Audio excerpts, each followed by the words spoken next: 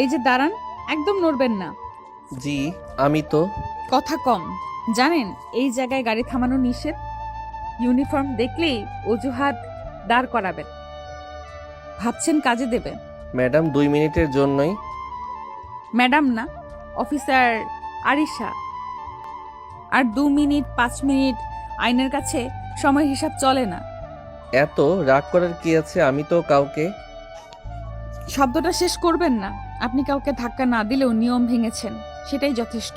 ঠিক আছে, ভুল হয়েছে।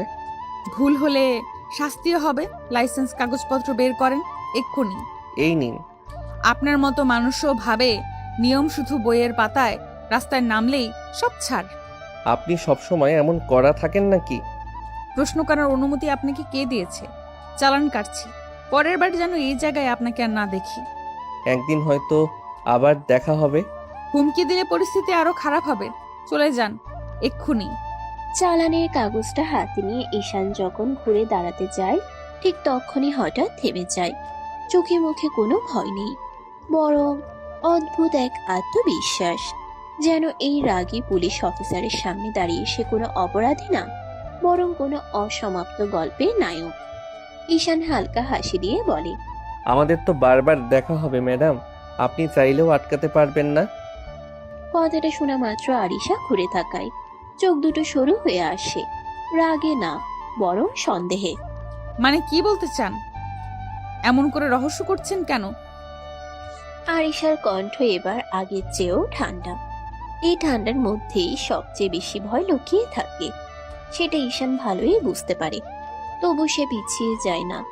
ঈশান এক পা সামনে এগিয়ে আসে, গলার স্বর নিচু করে। রহস্য না ম্যাডাম, শুধু এটুকু বলছি, আবার দেখা হবে। আপনি কি আমাকে হুমকি দিচ্ছেন, নাকি পুলিশের সাথে ফান করার সাহস দেখাচ্ছেন? না হুমকি না ফান, কিছু সম্পর্ক কাগজে শুরু হয় না, সামনে এসে দাঁড়ায়। এই কথায় আরিশার ভ্রু কুঁচকে যায়। এত বছর চাকরিতে সে কত রকম মানুষের মুখোমুখি হয়েছে, কিন্তু এই ছেলেটা আলাদা। চোখে ভয় নেই, আবার বেয়াদবিও না। যেন নিজের কথার ভার সে নিজেই বহন করতে জানে। সাবধান হয়ে কথা বলবেন। আপনি কার সাথে কথা বলছেন সেটা ভুলে যাবেন না। ভুলিনি বলেই তো এত নিশ্চিন্ত। আইনের মানুষরা সবচেয়ে বেশি সত্যকে ভয় পান না, তাই না? এক মুহূর্তের জন্য চারপাশের শব্দ যেন থেমে যায়। আরিশা শক্ত করে দাঁড়িয়ে থাকে। এই কথার উত্তর সে সঙ্গে সঙ্গে দিতে পারে না। চোখে এক ঝলক অস্বস্তি, যা খুব দ্রুত আবার কড়া ভাবের আড়ালে লুকিয়ে ফেলে।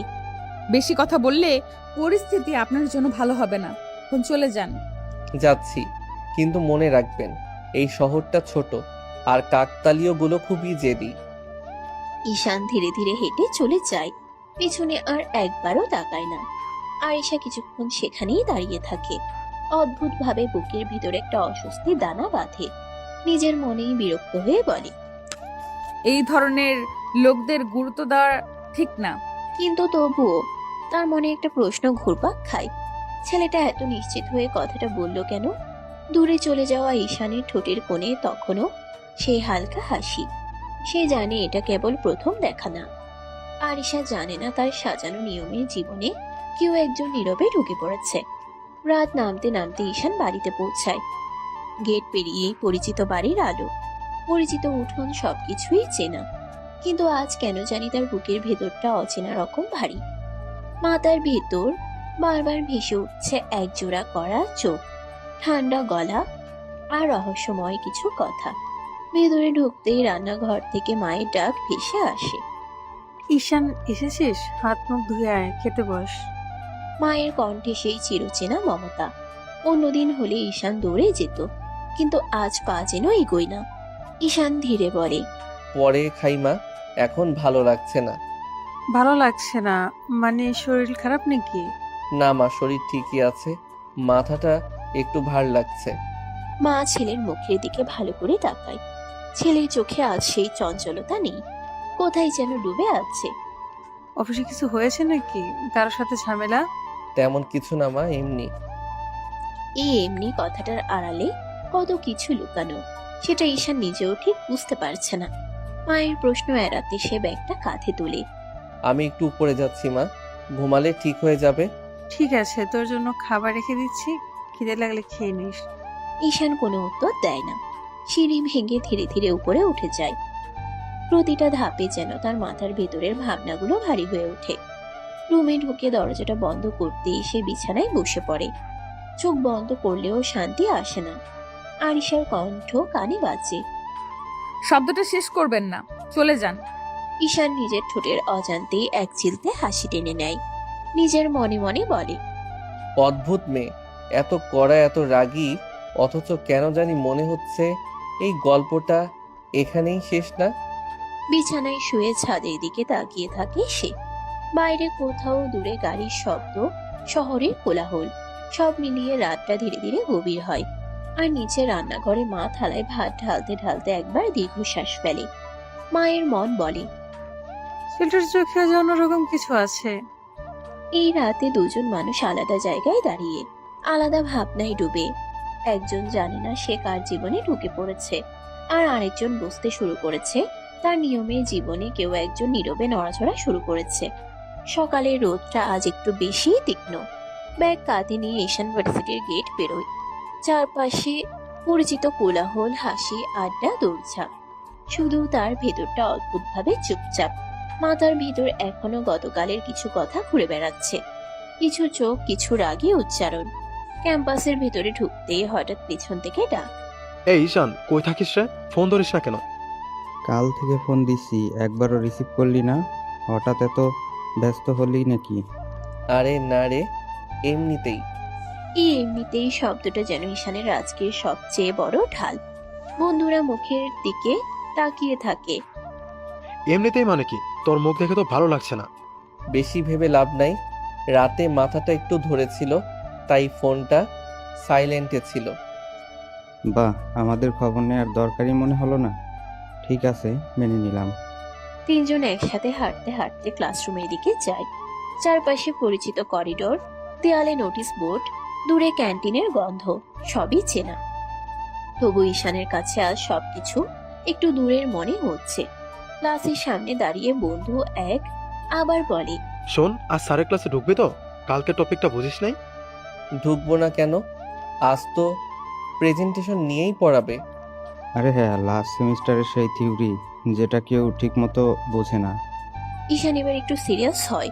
চোখে সেই চঞ্চলতা ফেরে, যেটা পড়াশোনার সময় ওর আলাদা পরিচয়।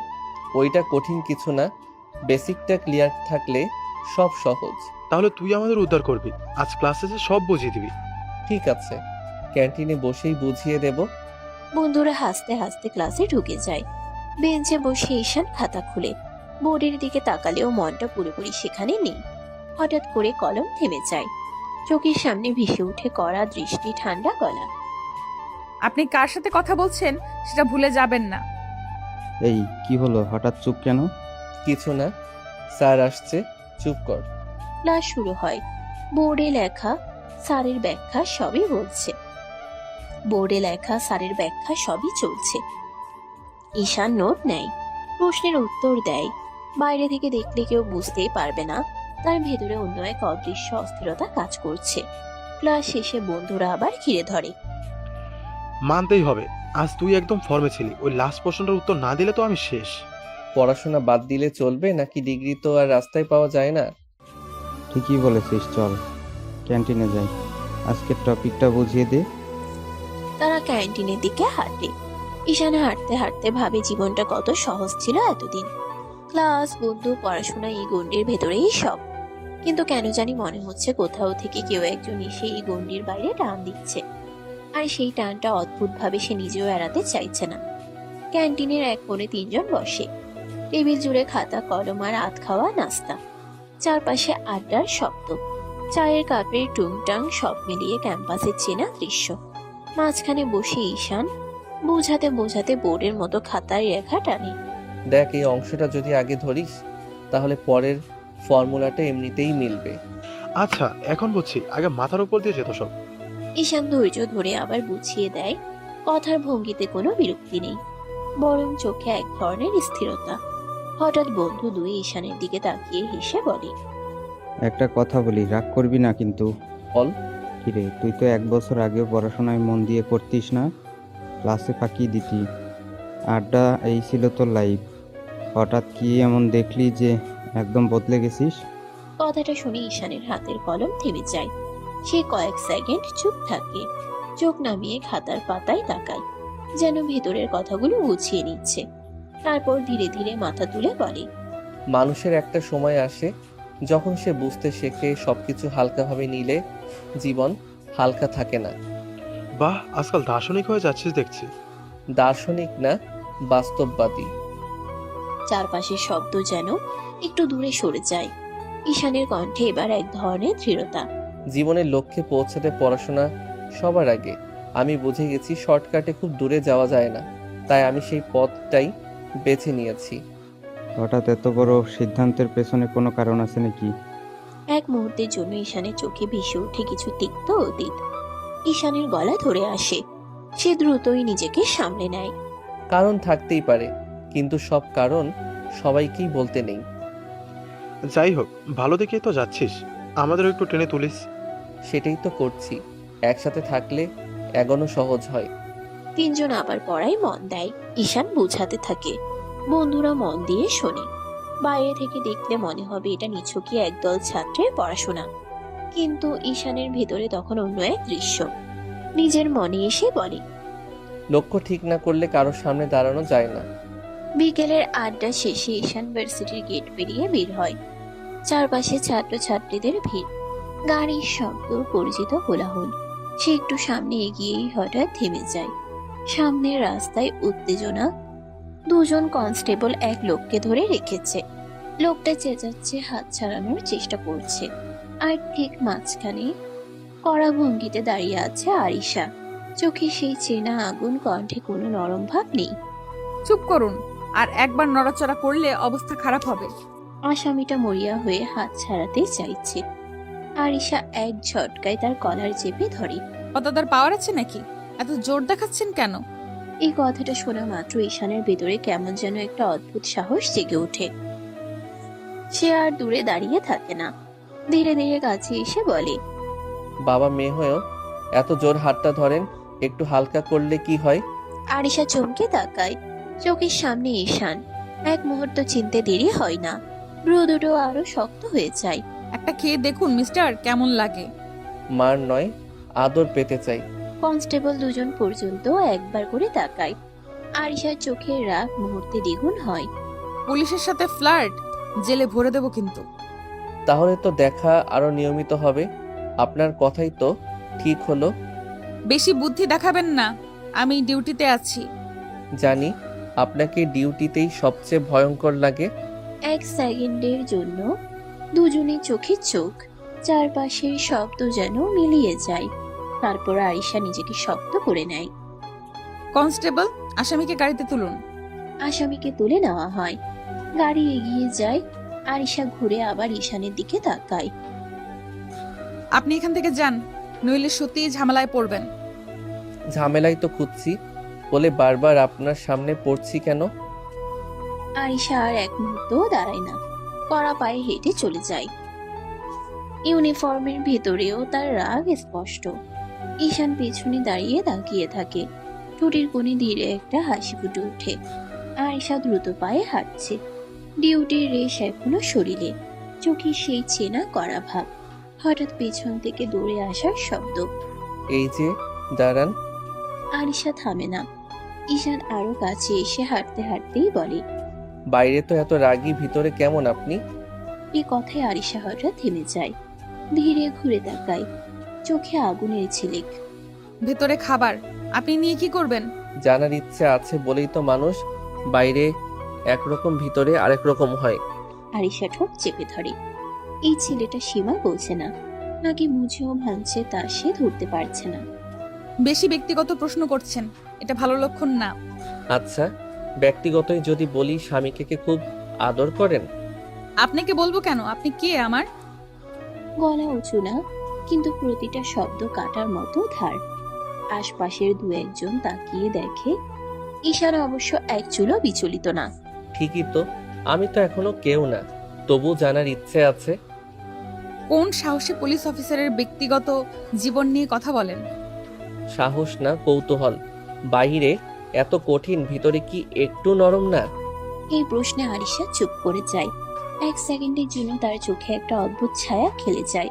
খুব দ্রুত আবার কড়া ভাব ফিরে আসে। আপনার কৌতূহল ভুল জায়গায় যাচ্ছে, এই রাস্তা ছেড়ে দিন।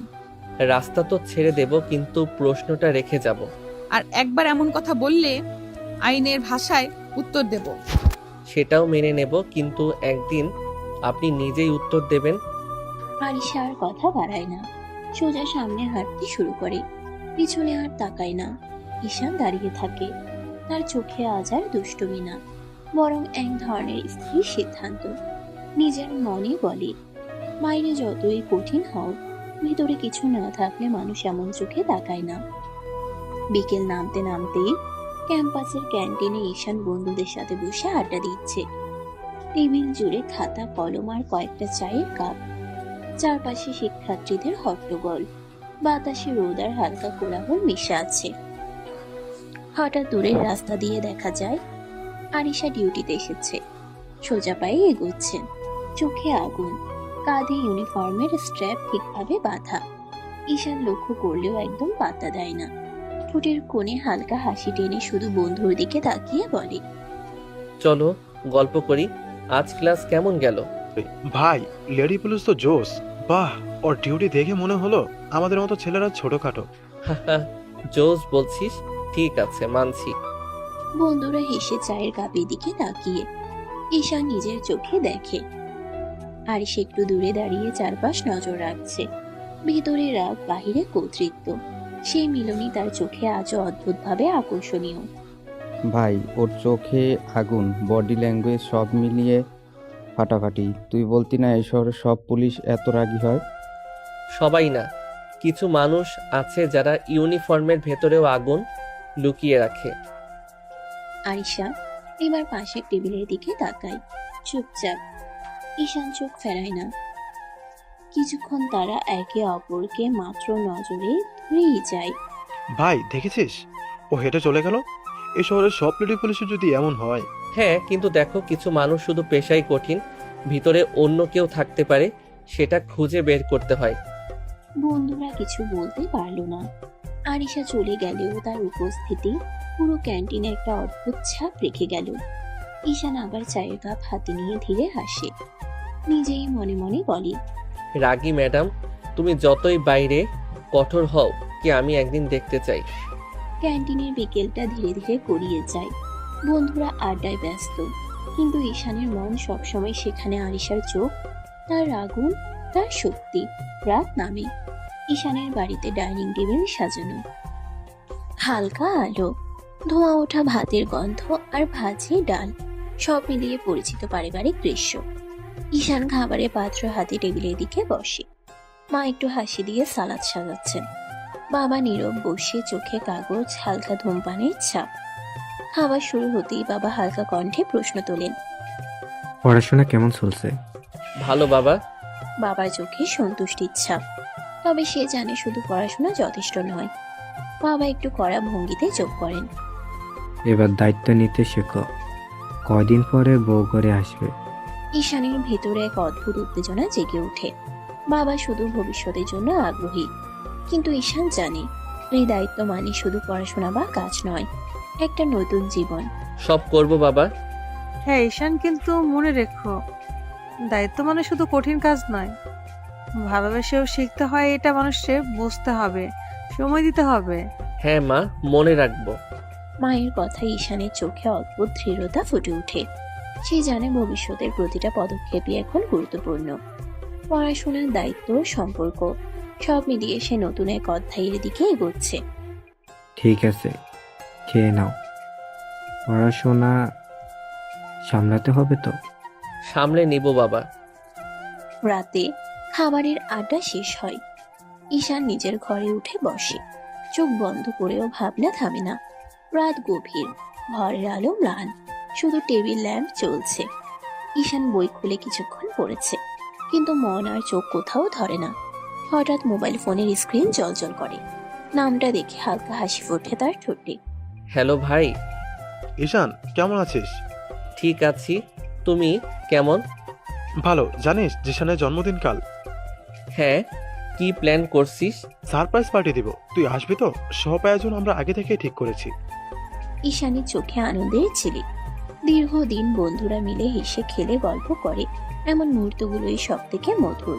ভালোই হলো। ঠিক আছে, আমি আসছি। পারফেক্ট, সকলে অপেক্ষা করছে। খাবার, গান, সাজসজ্জা সব মিলিয়ে আমরা বানাবো দারুণ কিছু। জানি আমি সময় মতো চলে আসব। আমি ঠিক সময় মতো চলে আসব। বন্ধুরা, হাসি, গান, আনন্দ, কিছুক্ষণের জন্য সব কঠিন চিন্তা দূরে সরিয়ে রাখার সব সময়। ঘড়ির কাঁটা এগোচ্ছে, রাতের নীরবতা ভাঙছে না। ঈশান বইটি বন্ধ করে নিজের বিছানায় শুয়ে থাকে।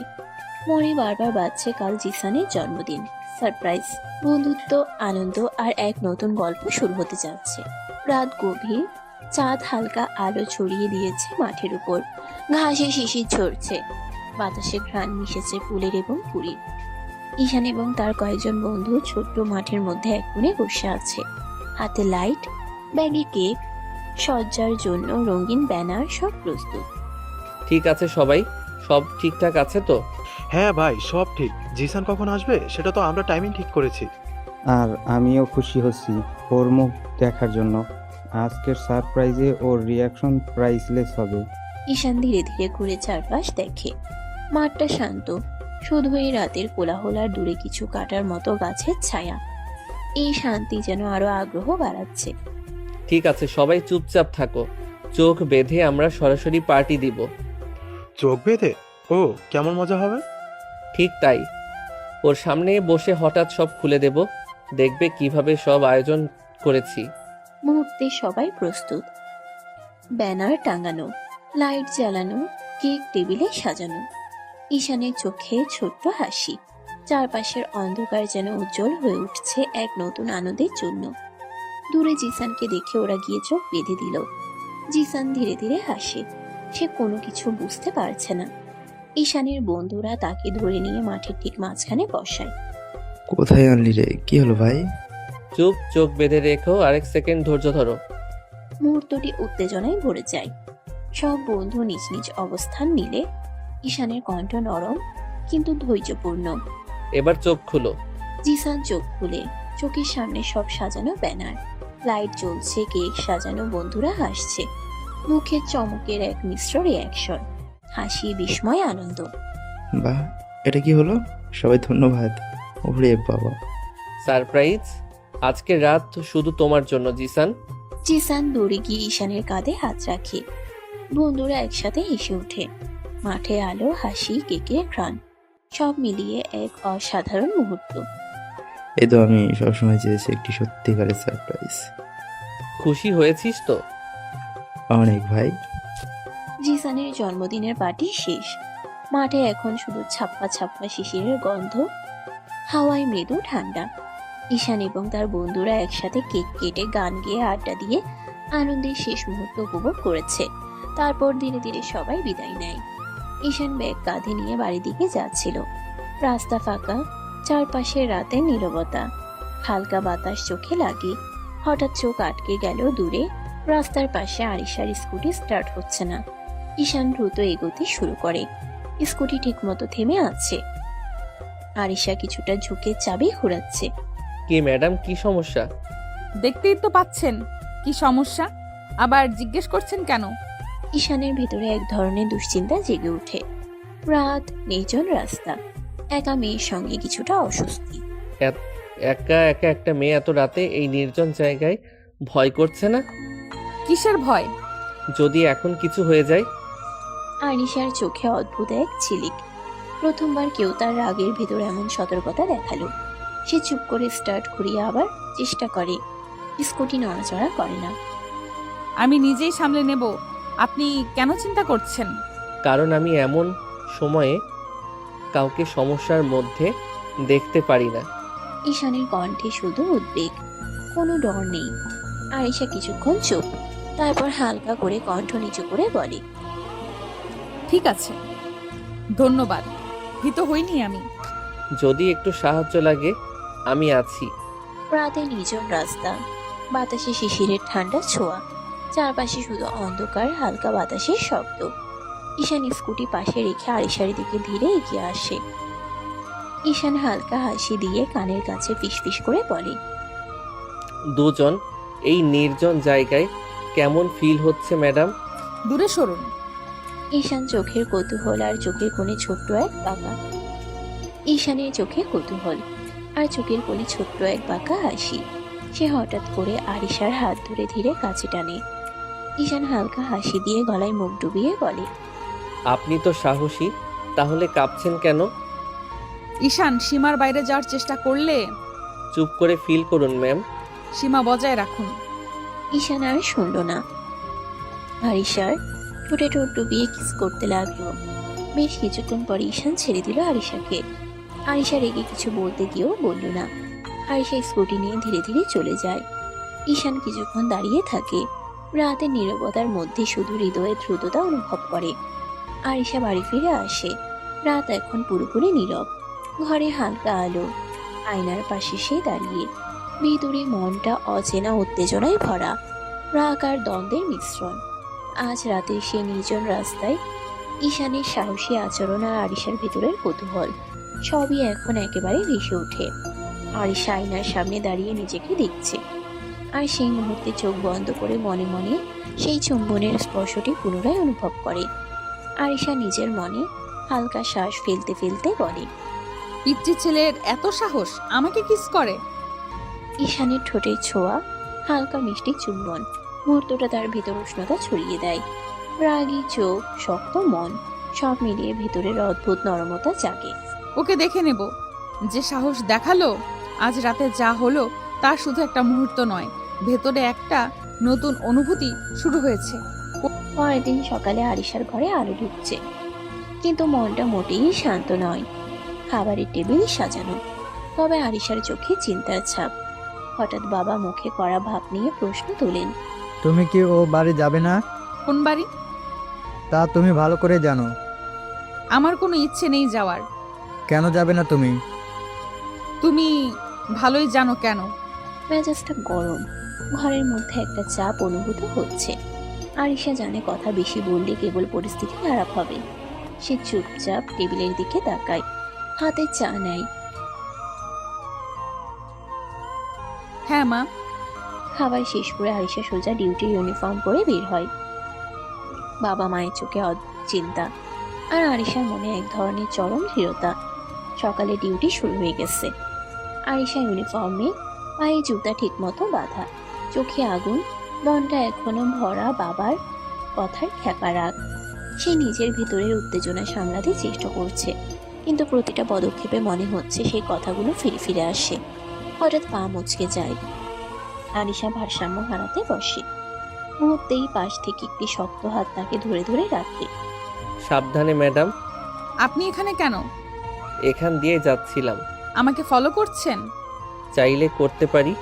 যে হর। কি বলছেন এইসব? না ম্যাডাম, আমি শুধু নিশ্চিত হতে চাচ্ছি আপনি ঠিক আছেন। ঠিক আছি, আপনি এক্ষুনি চলে যান। অন্য সময় ফলো করার সাহস দেখাবেন না। ঈশান একটু হেসে ধীরে দূরে সরে যায়। আরিশা আবার নিজের ভিতরের উত্তেজনা সামলাতে থাকে। ঈশান একটু দূরে গিয়ে দাঁড়ায়। চোখে সেই দুষ্টু ছিলিক, ঠোঁটের কোণে বাঁকা হাসি। হঠাৎ আকাশের দিকে আঙ্গুল ছুঁয়ে আরিশার দিকে একটা ফ্লাইং কিস ছুড়ে দেয়। আরিশার রক্তচাপ যেন এক লাফে বেড়ে যায়। চোখ লাল, কণ্ঠ কঠিন। আর 1 সেকেন্ডও দাঁড়ালে জেলে ভরে দেব, বুঝলেন? জেলে? তাহলে মনের জেলেই ভরেন ম্যাডাম। বাইরে থাকলে তো আপনাকে দেখে অপরাধ করে ফেলি। বেশি চালাকির চেষ্টা করবেন না। আমি পুলিশ, মজা করছি না। জানি, তাই তো বলছি আপনার মনের জেলে থাকলেই শান্তি। আরিশা কিছু বলার আগে ঈশান ঘুরে হাঁটতে শুরু করে। 2-1 কদম গিয়ে আবার থামে, কাঁধের উপর দিয়ে তাকায়। ম্যাডাম, রাগ করলে আপনাকে আরো হট লাগে। আপনাকে একদিন সত্যি সত্যি হাত করা পরাবো। সেদিনটার অপেক্ষাতেই তো আছি। ঈশান চলে যায়। আরিশা কিছুক্ষণ দাঁড়িয়ে থাকে। চারপাশে ডিউটির কোলাহল, কিন্তু তার ভেতরে অদ্ভুত এক অস্থিরতা। রাগে দাঁত চেপে ধরে সে ফিসফিস করে বলে, এই ছেলেটা আমার মাথা গরম করতেই জন্মেছে। তবুও অজান্তেই তার চোখের কোণে এক মুহূর্তের জন্য অন্যরকম এক ঝাঁকুনি খেলে যায়, যেটা সে কোনোভাবেই স্বীকার করতে চায় না। কয়েকদিন পরে সকালে ঘরের মধ্যে চায়ের কাপে হালকা ধোয়া, কিন্তু আরিশার মন আজও পূর্ণ এক চিন্তায়। হঠাৎ বাবা মুখে সতর্ক ভঙ্গি নিয়ে বলে, তোমার আজাদ আঙ্কেলের বাড়িতে দাওয়াত আছে, চলো যেতে হবে। আমার ডিউটি আছে, তোমরা যাও।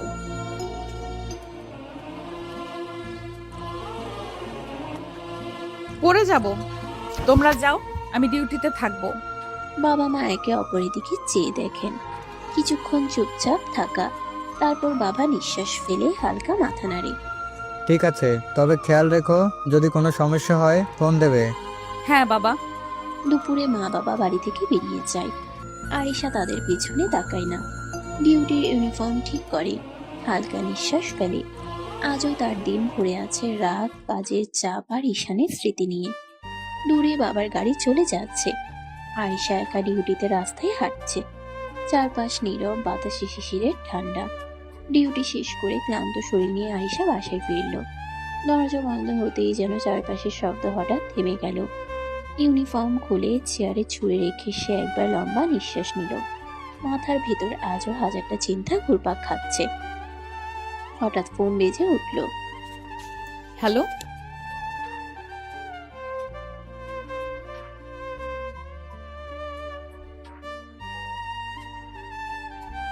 কেন পারবো না?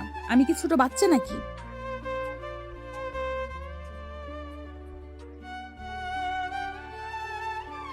ঠিক আছে মা, তোমরা চিন্তা করো না, বাবাকে বলো ওষুধ ঠিক মতো খেতে। হ্যাঁ, রাখছি। ফোন কেটে যেতেই ঘরটা আরো নীরব লাগলো। আরিশা একটু সময় দাঁড়িয়ে থাকলো, তারপর ধীরে ধীরে বাথরুমে ঢুকে পড়লো। ঠান্ডা পানির ছোঁয়ায় দিনের ক্লান্তি কিছুটা হলেও হালকা হলো। আয়নার সামনে দাঁড়িয়ে নিজের চোখের দিকে তাকিয়ে সে ফিসফিস করে বলল, সারাদিন অন্যদের সামলাই, নিজেকে সামলানো সবচেয়ে কঠিন। ফ্রেশ হয়ে বেরিয়ে চুলটা হালকা করে বেঁধে নিল। রান্নাঘরে ঢুকে চুলায় হাঁড়ি বসালো। খাবারের গন্ধে পেটটা হালকা কেঁপে উঠল। টেবিলে বসে চুপচাপ খেতে শুরু করলো সে। খেতে খেতেই হঠাৎ অজান্তে ঈশানের কথা মনে পড়ে গেল, তার সেই দুষ্ট হাসি, উস্কানি মাখা কথা। আরিশা কাটা থামিয়ে বিরক্ত স্বরে বলে উঠল, ধ্যাৎ, এই ছেলেটা মাথা থেকে যায় না কেন? নিজের উপরই রাগ করে আবার খাওয়া শুরু করলো। খাওয়া শেষ করে প্লেট সিঙ্কে রেখে লাইটটা নিভিয়ে দিল। ঘরের এক কোণে দাঁড়িয়ে জানালার বাইরে তাকালো।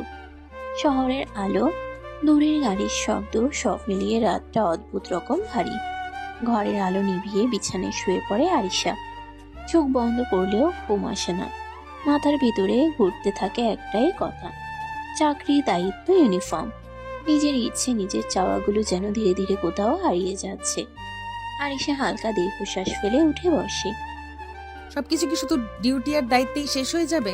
হঠাৎ সে আলমারির দিকে তাকায়। অনেকদিন না ছোঁয়া এক কোণে ভাঁজ করা একটা শাড়ি হাত বাড়িয়ে বের করে আনে। নরম কাপড়টা আঙ্গুলে ছুঁতেই মনটা অদ্ভুতভাবে নরম হয়ে আসে। কিছুক্ষণ পর শাড়ি পরে চুলটা হালকা করে ছেড়ে সামান্য কাজল আর লিপস্টিক, খুব বেশি সাজ নয়, তবু আয়নায় তাকিয়ে নিজেকে একটু অন্যরকম লাগে। আরিশা আয়নার সামনে দাঁড়িয়ে মৃদু হেসে বলে, বাবা, একদম বউ লাগছে। বউই তো। পৃষ্ঠে গিয়ে আটকে যায় ব্যালকনির দিকে। আধো অন্ধকারে রেলিংয়ে হেলান দিয়ে দাঁড়িয়ে ঈশান, মুখে সেই চিরচেনা দুষ্ট হাসি। আপনি এখানে কেন? ইচ্ছে হলো। আপনার মাথা ঠিক আছে? এভাবে কারো বাসায় ঢোকা? দরজা দিয়ে না, মন দিয়ে ঢুকলে দোষ হয় না ম্যাডাম। বেশি কথা বলবেন না, এক্ষুনি বের হন, না হলে জেলে ভরবেন। আজ কিন্তু ইউনিফর্ম নেই, আজ আপনি শুধু আরিশা। আরিশা কিছুক্ষণ চুপ করে থাকে। নিজের সাজানো প্রতিবিম্ব, সামনে দাঁড়ানো এই বেপরোয়া ছেলেটা, সব মিলিয়ে মুহূর্তটা অস্বস্তিকর, তবু অদ্ভুতভাবে থামিয়ে দেয় সময়। এই বাড়ি ছেড়ে যান ঈশান। আপনি যখন হাসেন, এই রাগী পুলিশ আপুটা থাকে না, তখন আপনি শুধু ভীষণ সুন্দর। চলে যান, আমি বাড়িতে একা, কেউ দেখলে খারাপ হবে। ঈশান এক মুহূর্ত থামে, তারপর ধীরে ধীরে ব্যালকনির ভেতর পা রাখে। দরজাটা আলতো করে বন্ধ করে দেয় তালা না দিয়ে, শুধু হাওয়ার শব্দ থামানোর জন্য। জানি কেউ নেই বলেই তো এসেছি। এভাবে কথা বলবেন না, এটা ঠিক না। ঠিক ভুল আপনি ভালো জানেন, আমি শুধু বলছি আজ আপনাকে আলাদা লাগছে। বেশি বাড়বেন না। ঠিক তখনই ঈশান থেমে যায়। কোনো জোর নয়, কোনো হঠাৎ ছোঁয়া নয়, শুধু চোখে চোখ রেখে নরম গলায় বলে, খুব সুন্দর লাগছে, এভাবে তো কখনো দেখা হয়নি। এসব কথা বলার অধিকার আপনার নেই। আমার না থাকলে আর কারো নেই। ঠিক আছে, আপনি না চাইলে কিছুই হবে না, কিন্তু একটা কথা বলবোই, আমি পিছু ছাড়বো না। আপনাকে নয়, আপনার রাগের আড়ালে লুকানো এই আরিশাটাকে জানার চেষ্টা করব। আয়েশা কিছু বলতে পারে না। রাগ, অস্বস্তি আর অজানা অনুভূতি একসাথে গলা বেঁধে ধরে। ঈশান দরজার দিকে ঘুরে দাঁড়ায়। সে বেরিয়ে যায়। দরজা বন্ধ হয়। ঘরে নীরবতা ফিরে আসে। আয়েশা দেয়ালে হেলান দিয়ে দাঁড়ায়। হৃদস্পন্দন এখনো স্বাভাবিক হয়নি। নিজেকে শক্ত করে বলে, এই মানুষটা আমার নিয়ম ভাঙতে চায়।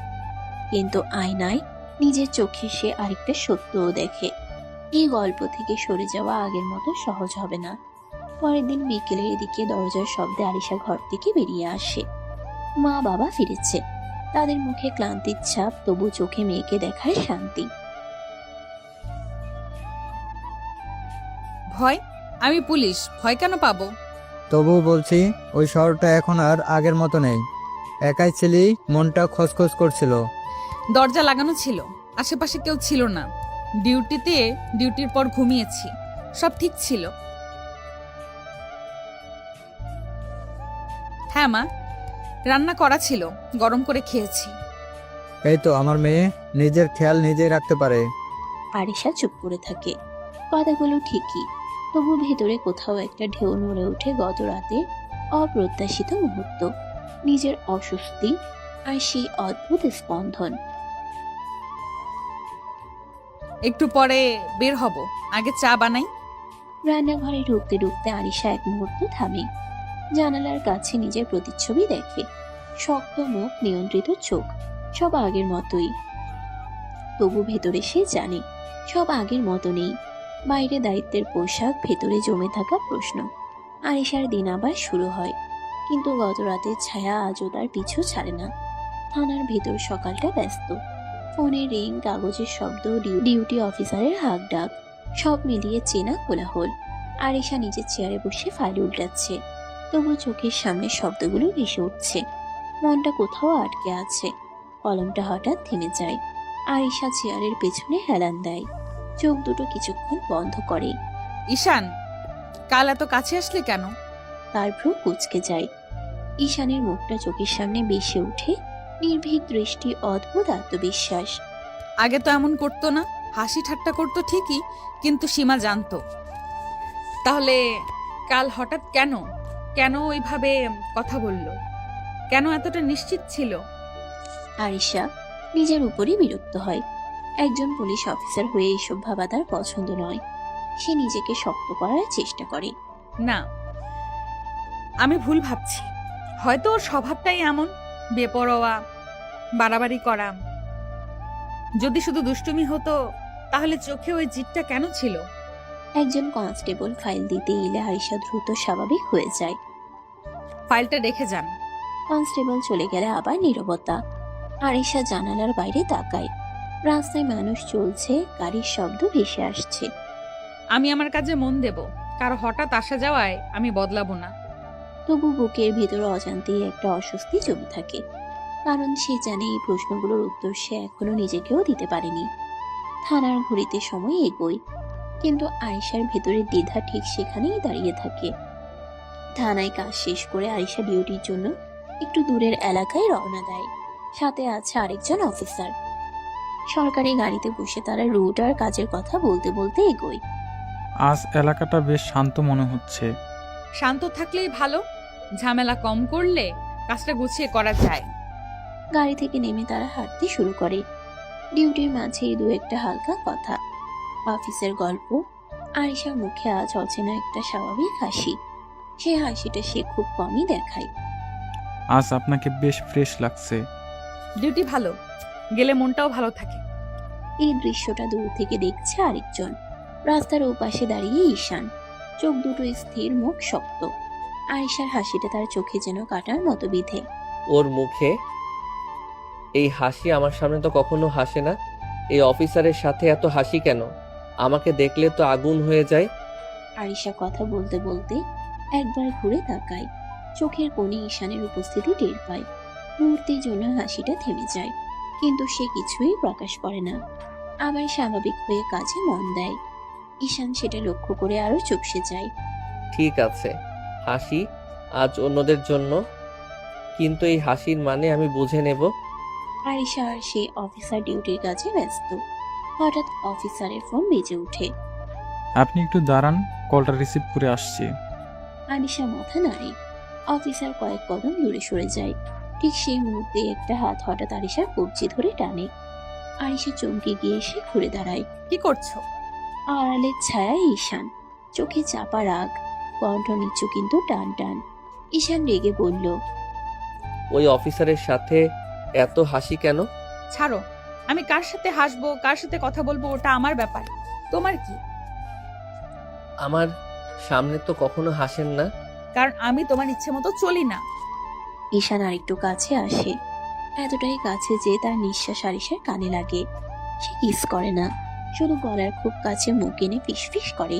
আমার সামনে হাসুন, আমি দেখব, শুধু দেখব। আরিশার বুক ধক করে ওঠে।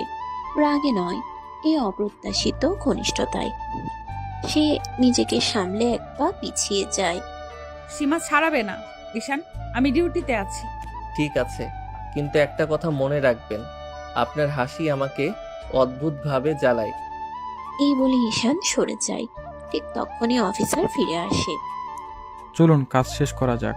আরিশা মাথা নাড়ে, মুখ শক্ত কিন্তু ভেতরে অস্থির ঢেউ।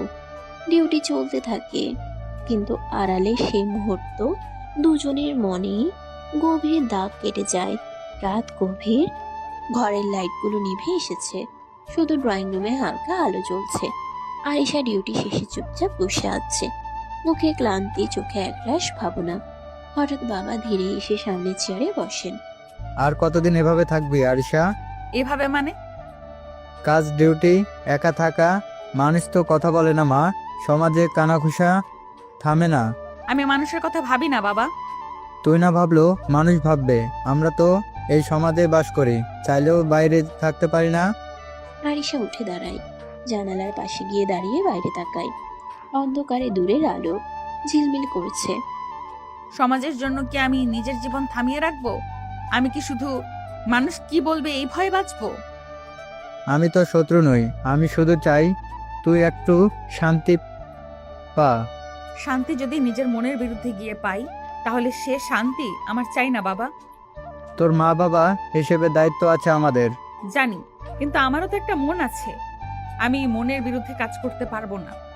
ঠিক আছে, ভাবিস শুধু একা একা সব বোঝা বইবি না। বাবা চলে যান।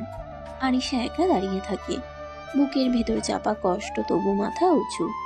সমাজ, পরিবার আর নিজের ইচ্ছের মাঝখানে দাঁড়িয়ে আরিশা বুঝতে পারে এই লড়াইটা শুধু বাইরের নয়, সবচেয়ে কঠিন লড়াইটা তার নিজের ভেতরেই। গভীর রাত, ঘর নিস্তব্ধ, জানালার বাইরে হালকা বাতাসে পর্দা নড়ছে। আরিশা ঘুমোতে চেষ্টা করছে, কিন্তু মনটা অস্থির। ঠিক তখনই ব্যালকনির দিকে ক্ষীণ শব্দ। আরিশা চোখ খুলে উঠে বসে। কে? আরিশা চমকে উঠে বলে। ঈশান কোনো শব্দ করে না, আস্তে আস্তে আরো কাছে এগিয়ে আসে। ঈশান, প্রতিদিন এমন করো কেন? জানেন না কেন? আপনি কি বুঝতে পারেন না আমি কি চাই? এসব ভণ্ডামি বাদ দাও। এভাবে আমার ঘরে আসা এটা ঠিক না। আমি ভণ্ড নই ম্যাডাম, আমি শুধু সৎ। দূরে থাকো। ঈশান তার খুব কাছে দাঁড়িয়ে আস্তে আস্তে গলায় মুখ ডুবিয়ে চুমু দিতে থাকে। আরিশা কেঁপে উঠল। ঈশান ফিসফিস করে বলল, আমি আপনাকে চাই ম্যাডাম। এই কথাটা বুঝতে এত কষ্ট কেন? প্লিজ ছাড়ো, এভাবে বলো না। ঠিক আছে, আপনি না চাইলে আমি এক কদমও বাড়াবো না, কিন্তু একটা কথা বলে চাই, আপনি যতটা শক্ত দেখান তার চেয়েও বেশি আপনি ভেতরে ভেঙে পড়েছেন। ঈশান ধীরে ব্যালকনির দিকে ফিরে যায়। আরিশা এখনো কাঁপছে। ঈশান তার ঠোঁটের দিকে তাকিয়ে গিয়ে এসে ঠোঁটে ঠোঁট ডুবিয়ে কিস করতে লাগলো। আরিশা জামা খামচে ধরলো। ঈশান ঠোঁট ছেড়ে বলল, ভয় পাবেন না, আমি চাপ দিতে আসিনি, আমি অপেক্ষা করতে পারি। ব্যালকনি দরজা দিয়ে এসে মিলিয়ে যায় অন্ধকারে। আরিশা চোখ খুলে বিছানার ধারে বসে পড়ে। বুকের ভেতর অদ্ভুত কাঁপুনি। সে নিজেকে জড়িয়ে ধরে ফিসফিস করে। কেন তুমি আমাকে এতটা নাড়িয়ে দিচ্ছ ঈশান? পরের দিন সকাল। রাতের অস্থিরতা এখনো আয়েশার চোখে মুখে লেগে আছে। নাস্তার টেবিলে বসেও সে অন্যমনস্ক। বাবা খবরের কাগজ পড়ছে, মা রান্নাঘরে। হঠাৎ আরিশা গভীর শ্বাস নিয়ে বাবার দিকে তাকায়। বাবা, তাকে আসতে বলো। কাকে? তাকেই। তুমি জানো কাকে বলছি। মানে সেদিন তো দেখছি সে, তখন কথা বলিস নাই? না বাবা, আমি সেদিন অন্যদিকে ঘুরে কথা বলছিলাম। আমি তাকে ঠিক করে দেখিনি। বাবা কিছুক্ষণ চুপ করে থাকেন। মেয়ের মুখের দিকে তাকিয়ে বুঝতে চেষ্টা করেন এই কথার ভেতরে কতটা দ্বিধা, কতটা সিদ্ধান্ত। হঠাৎ আজ তাকে দেখতে চাও কেন? জানি না, কিন্তু এবার নিজের চোখে দেখতে চাই। ঠিক আছে, আজই খবর পাঠাবো, আসতে বলবো। ধন্যবাদ বাবা। বাবা আবার খবরের কাগজে চোখ রাখেন, কিন্তু মনটা সেখানে নেই। আর আরিশা উঠে নিজের ঘরে চলে যায়। ঘরের দরজা বন্ধ করে আয়নার সামনে দাঁড়ায় সে। ইউনিফর্ম ঝোলানো, পাশে সাধারণ শাড়ি। নিজের চোখের দিকে তাকিয়ে ফিসফিস করে বলে, এবার আর পালাবো না, যা দেখার সামনে দাঁড়িয়ে দেখবো। সকালটা ঘরের ভেতরেই অদ্ভুতভাবে উজ্জ্বল। রান্নাঘর থেকে ভাত, মাছ, মাংস সবকিছুর গন্ধ ভেসে আসছে। আরিশা জানে আজ সে ডিউটিতে যাচ্ছে না। মন অস্থির, চোখে অদ্ভুত আগ্রহ, আর কপালে হালকা চিন্তার রেখা। মা, এত রান্না কেন? মা, আমি শুধু দেখতে চাইছি, এত বেশি ভাবো কেন?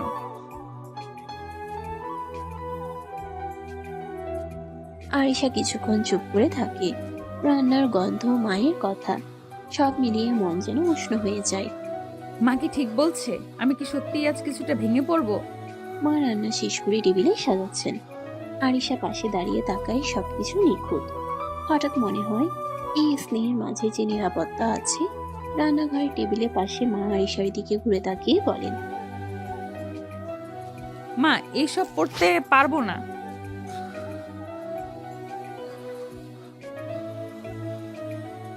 মা, আমি কি সংসার করব নাকি? কেন এত সাজগোজের তারা?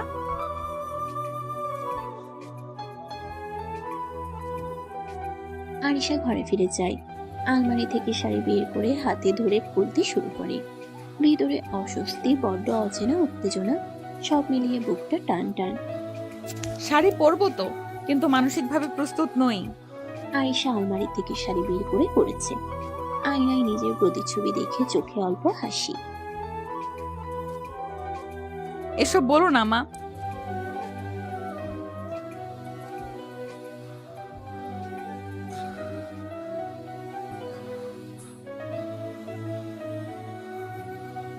আয়েশা দীর্ঘ শ্বাস ফেলে। মুখে বিরক্তি রাখে না। কথা না বাড়িয়ে সাবধানে নিজের মতো করে হালকা সাজ করে। চোখের কোণে একটু কাজল, ঠোঁটে হালকা লিপস্টিক, চুলও সামান্য বাঁধে। আয়নার দিকে তাকিয়ে আরিশা অনুভব করে শাড়ি, সাজ, মা বাবার ছোট খুশি, সব মিলিয়ে অজান্তেই তার মন কিছুটা নরম হয়ে গেছে। সন্ধ্যার আলো নরম, বাতাসে হালকা ঠান্ডা। আরিশা ব্যালকনিতে দাঁড়িয়ে আকাশের দিকে তাকিয়ে থাকে। মনটা অস্থির, শরীরটা আজও রাতের ঘটনা মনে করে কাঁপছে।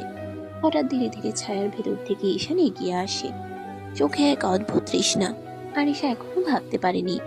ঈশান গিয়ে আর এক মুহূর্ত বিলম্ব না করে গলার কাছে মুখ ডুবিয়ে কিস করতে শুরু করে। তুমি এখন এখানে কিভাবে এলে? দরজা দিয়ে। কি বলো? বাড়ির সবাই দেখেনি তো? দেখেছে তো, কি হয়েছে? মাথা খারাপ হয়ে গেছে তোমার ঈশান, চলে যাও। ঈশান একটু সরে আরিশার ঠোঁটের কাছে আবার মুখ নিয়ে যায়। এবার কিসটা অন্যরকম। ঈশান ঠোঁট কামড়ে ধরে কিস করতে লাগলো। তারপর কিস শেষ করে বলল, অনেক সুন্দর লাগছে শাড়িতে। আরিশা চোখ বুঝে ফেলে। রাগ, লজ্জা, অস্থিরতা সব মিলিয়ে তার বুকটা টান টান। সে নিজেকে সামলে দাঁড়ায়, কিন্তু ভেতরে অদ্ভুত উত্তেজনা। ব্যালকনির হালকা আলোয় আরিশা চোখ চেপে ধরে দাঁড়িয়ে, মুখ ধরফর করছে। চলে যাও ঈশান, সবাই দেখবে। সবাই দেখেছে তো, আমি কি লুকিয়ে এসেছি নাকি? কেউ কিছু বলেনি। আপনার মা তো রুম দেখিয়ে দিল। কি বলো? ছি ছি, সবাই কি ভাববে? কি ভাববে? ভাববে আমরা রোম্যান্স করছি। মান সম্মান শেষ আমার। আরিশা দৌড়ে চলে যেতে চায়, কিন্তু ঈশান দ্রুত এগিয়ে এসে কোমরে হাত রেখে থামায়। কেউ কিছু বলবে না, ভয় পাবেন না, আসুন তো। আরিশা কিছুক্ষণ থেমে থাকে, চোখ বন্ধ করে। ঈশান ধীরে ধীরে তার গলায় মুখ ডুবিয়ে আবার কিস করতে শুরু করে।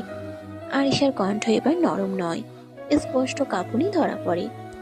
প্লিজ চলে যাও, একজন আসবে। কে আসবে আবার?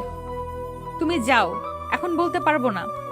ঈশান ধীরে ধীরে কাছে আসে, হঠাৎ ঝুঁকে ঠোঁটে এক চুমু দিয়ে ফিসফিস করে বলে, না বললে যাব না। মাথা খারাপ নাকি? গুলি করে দেবো কিন্তু। করুন, বারণ করেছি নাকি? তুমি সিরিয়াস না ঈশান? এটা আমার বাড়ি, সম্মান আছে, মান সম্মান আছে। ঈশান হালকা করে আরিশার কাঁধে হাত রাখে, গলায় মুখ ডুবিয়ে ধীরে ধীরে বলে, মান সম্মান আমি নষ্ট করতে আসিনি ম্যাডাম। আমি তো শুধু বলছি আপনি আমাকে চান, এটা অস্বীকার করবেন না। এসব ভণ্ডামি বাদ দাও, প্লিজ যাও এখন। ঈশান আরিশার হাতটা ছাড়ল না, চোখে এবার আর দুষ্টামি নেই, আছে কঠিন স্থিরতা। নিজে আসতে বলে আবার চলে যেতে বলছেন। আজ তো যাব না, এখানেই থাকবো। আমি কখন আসতে বললাম? আপনি যার জন্য অপেক্ষা করছেন আমি সেই। কি বলছো এসব? আপনার না দেখা স্বামী, যাকে বিয়ের দিন না দেখেই অপমান করে তাড়িয়ে দিয়েছিলেন। আরিশা যেন বজ্রাঘাতে স্তব্ধ, চোখ বড় বড় হয়ে যায়। সে ভাবতেই পারেনি ছেলেটা ঈশান হতে পারে, কারণ আরিশা তো তাকে দেখেইনি। উল্টো ঘুরে রাগারাগি করে দাঁড়িয়ে দিয়েছিল। তুমি তুমি সে? হ্যাঁ। আরিশার পা কেঁপে ওঠে, দেয়ালে হাত রেখে নিজেকে সামলায়, নিজেকে শক্ত রাখতে চায় আরো। এটা অসম্ভব। বাবা তো বলেছিল অনেক জুনিয়র, তুমি তো এতটাও জুনিয়র না। সেই জন্য কি আপনি অন্যদিকে মুখ ঘুরিয়ে বলেছিলেন আমি এই বিয়ে চাই না? আমি জানতাম না, আমি তোমাকে দেখিনি ঈশান। কিন্তু আমি আপনাকে দেখেছিলাম সেই দিন থেকেই। তাহলে এতদিন এসব কেন? কারণ আপনি এখনো আমার স্ত্রী, আর আমি এখনো আপনারই। আরিশা চোখ বন্ধ করে ফেলে, ভিতরে ভিতরে যেন পুরো পৃথিবী উল্টে যাচ্ছে। সে কি করবে এবার? ঈশান তো এবার সামনে চলে এলো।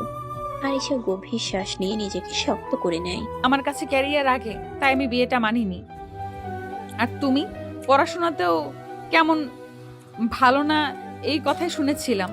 সব মিলিয়েই আমি মানতে পারিনি। আমি এখন পড়াশোনা করি ম্যাডাম, পারবেন না? কথাটা বলেই সে মুখ ফিরিয়ে নেয়। ঠিক তখনই ঈশান এক পা এগিয়ে এসে আরিশার একদম কাছে চলে আসে। পারবেন না? আরিশা কিছু বলার আগে ঈশান ধীরে গলায় মুখ ডুবিয়ে নেয়, আস্তে আস্তে চুমু দিতে লাগলো। আরিশা কেঁপে উঠল। ঈশান বলে, মানতে হবে ম্যাডাম। তবু আমি জুনিয়র মানতে পারবো না। এসব করে আমাকে বাধ্য করতে পারবে না। আমি বাধ্য করছি না, আমি আর পারছি না। তুমি বোঝো না আমার জীবনটা কতটা কঠিন। বুঝি, তাই তো এখনো চলে যাইনি। তুমি কেন এত জেদ করছো? কারণ আপনি আমার স্ত্রী, আর আমি হাল ছাড়ার মানুষ না। ঘরটা হঠাৎ খুব ছোট মনে হয়। দুজনের মাঝখানে জমে থাকা না বলা কথা বাতাস ভারী করে তোলে। ঈশান ধীরে ধীরে আরিশার আরো কাছে আসে। নিঃশ্বাসের উষ্ণতা ঠোঁট ছুতেই আরিশা অজান্তেই কেঁপে ওঠে। ঈশান আস্তে করে আরিশার ঠোঁটে কিস করতে থাকে। প্রথমটা খুব নরম, দ্বিতীয়টা একটু বেশি আবেগ জড়িয়ে পড়ে। আরিশার আঙ্গুলগুলো শাড়ি শক্ত করে চেপে ধরে। ঈশান, ঈশান কিস থামিয়ে কপাল ছুঁয়ে রাখে, তারপর গলায় মুখ ডুবিয়ে চুমু দিতে দিতে নিচু স্বরে বলে, জানেন 1 বছর হয়ে গেছে আমাদের বিয়ের। 1 বছরও আমরা কখনো ঠিক করে একসাথে হতে পারিনি। আজ আমি আর পালাতে চাই না। এসব ঠিক না। আমি জোর করতে আসিনি আরিশা, আমি শুধু জানতে চাই আজ কি আপনি আমায় আপনার কাছে থাকতে দেবেন? কথাটা বলেই সে আবার খুব আলতো করে ঠোঁটে কিস করে। এবার আরিশা সরিয়ে নেয় না। নীরব ঘরটা হঠাৎ দুজনে নিঃশ্বাসে ভরে যায়। আরিশার চোখের পাতার কোণে জমে থাকা দ্বিধা আর টানা পড়ে স্পষ্ট। তুমি আমাকে খুব জটিল অবস্থায় ফেলছো। কারণ আপনাকে ছাড়া আমি আর থাকতে পারছি না। ঘরের আলো নরম লাগে। আরিশার ভেতরের দেয়ালগুলো ধীরে ধীরে কাঁপতে শুরু করে। ঈশান আবার ধীরে আরিশার ঠোঁটে কিস করতে শুরু করে। ঘরের ভেতর নিঃশ্বাসের শব্দ ভারী হয়ে আসে। আরিশার চোখ বন্ধ, মাথার ভেতর সব এলোমেলো। ঠিক তখনই ঠক ঠক ঠক, দরজায় হালকা নখ। দুজনেই চমকে আলাদা হয়ে যায়। দরজার ওপাশ থেকে মায়ের কণ্ঠ,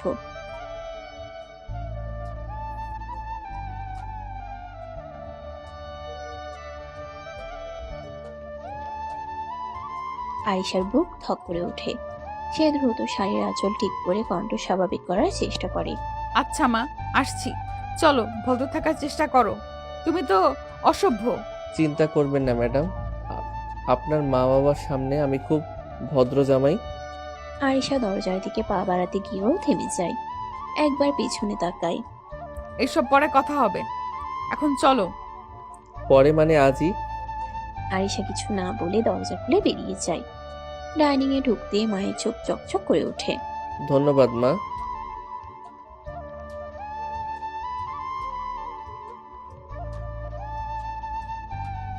আরিশা চুপ করে প্লেটে ভাত নেয়। মাথা নিচু, মুখে কোনো কথা নেই। ঈশান মাঝে মধ্যে তাকায়। সে চোখে একরাশ নিশ্চয়তা, আরিশার চোখে দ্বিধা। মা হাসি মুখে বলে। আরিশার হাত কাঁপে। সে বুঝে যায় এই রাত শুধু খাওয়ার নয়, এই রাত অনেক অমীমাংসিত কথারও। ঈশান টেবিলের নিচে খুব আলতো করে তার আঙ্গুল ছুঁয়ে দেয়। কেউ টের পায় না। আরিশা তাকায় না, কিন্তু হাত সরায়ও না। ঘরের ভিতরে অদ্ভুত এক নীরবতা। নামে যার ভিতরে লুকিয়ে আছে, ঘরের ভিতরে অদ্ভুত এক নীরবতা নামে যার ভিতরে লুকিয়ে আছে শুরু আর শেষের মাঝামাঝি এক গভীর টান। ডাইনিং টেবিলের পাশে হালকা শব্দ করে চেয়ার টানার আওয়াজ ভেসে আসে। আরিশার বাবা ধীরে ধীরে এসে দাঁড়ান। কি ব্যাপার, কেমন আছো ঈশান? ভালো আছি আঙ্কেল, আপনি কেমন আছেন? এই তো, বয়সের ভার। তোমার পরিবারের সবাই কেমন আছে? সবাই ভালো আছে আঙ্কেল। বাবা আপনার কথা জিজ্ঞেস করছিলেন। ভালোই। খাও বাবা, খাবার ঠান্ডা হয়ে যাবে, পরে বসে গল্প করব। আচ্ছা আঙ্কেল। আরিশা চুপচাপ বসে থাকে। চামচে ভাত নেড়ে চেড়ে খাচ্ছে, কিন্তু মনটা অন্যখানে। মা খুশি গলায় বলে।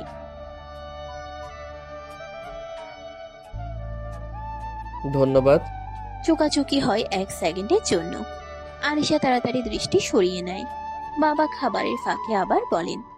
অনেকদিন পর ঘরটা আবার ভরা লাগছে। ঈশান সম্মতির সুরে বলে। আমারও তাই মনে হচ্ছে আঙ্কেল। টেবিল জুড়ে স্বাভাবিক কথাবার্তা চলতে থাকে, কিন্তু আরিশা জানে এই স্বাভাবিকতা নিচে জমে আছে বহু না বলা প্রশ্ন। খাবার শেষে ঈশান গ্লাসটা নামিয়ে ধীরে উঠে দাঁড়ায়। কণ্ঠটা ভদ্র, কিন্তু ভেতরে অদ্ভুত টান। তাহলে আমি চলে যাই আজ? আজ না বাবা, তুমি জামাই মানুষ, আজ তো যেতে পারবে না। আঙ্কেল, এমনিতেই হঠাৎ আসা। এসব কথা চলবে না। জামাই শ্বশুর বাড়ির এলে নিয়ম আছে। আটকে রাখছো কেন বাবা? কারণ জামাই শ্বশুর বাড়ি থেকে রাতে যায় না। কথাটা শেষ হতেই ঘরে এক মুহূর্ত নীরবতা নেমে আসে। মায়ের মুখে চাপা হাসি। ঈশান অবাক, তারপর ধীরে হাসে। আরিশার গা লাল হয়ে ওঠে, চোখ নামিয়ে নেয়, আর একটাও কথা না বলে দ্রুত রুমের দিকে চলে যায়। পেছন থেকে মায়ের গলা। লজ্জা পেয়েছে মনে হয়। থাক, যাক, তুমি বসো বাবা, আজ এখানেই থাকবে। আচ্ছা আঙ্কেল। অন্যদিকে রুমে ঢুকে দরজা চাপিয়ে দেয় আরিশা। বুক ধড়ফড় করছে, নিজের সাথে বিড়বিড় করে। এখন কি করে দূরে থাকবো? ঈশান ধীরে এসে রুমের দরজাটা বন্ধ করে দেয়। ক্লিক শব্দটা কানে যেতেই আরিশার বুক কেঁপে ওঠে। কাছে আসবে না ঈশান। ঈশান এক পা এগিয়ে আসে, চোখে ক্লান্তি, কিন্তু তার চেয়েও বেশি জমে থাকা আকাঙ্ক্ষা। এতদিন পরে বউকে কাছে পেয়েছি, আদর না করে ছেড়ে দেবো, এটা কি সম্ভব? এসব বন্ধ করো, এখন না। ঈশান কিছু না বলে ধীরে ঝুঁকে আসে, ঠোঁটে ঠোঁট ডুবিয়ে কিস করতে লাগলো। আরিশার নিঃশ্বাস এলোমেলো হয়ে যায়। ঈশান, শুধু অনুভব করতে দিন, আর কিছু চাইছি না। সে আলতো করে আরিশাকে তুলে নেয়। কোনো তাড়া নেই, কোনো জোর নেই, শুধু বহুদিন জমে থাকা অধিকার আর টান। বিছানায় নামিয়ে দিয়ে ঈশান থেমে যায়, চোখে চোখ রেখে বলে। ভয় পাচ্ছেন? জানি না, সবকিছু হঠাৎ খুব বেশি হয়ে যাচ্ছে। আমরা ধীরে চলবো, কিন্তু আজ আপনি আমাকে দূরে ঠেলবেন না।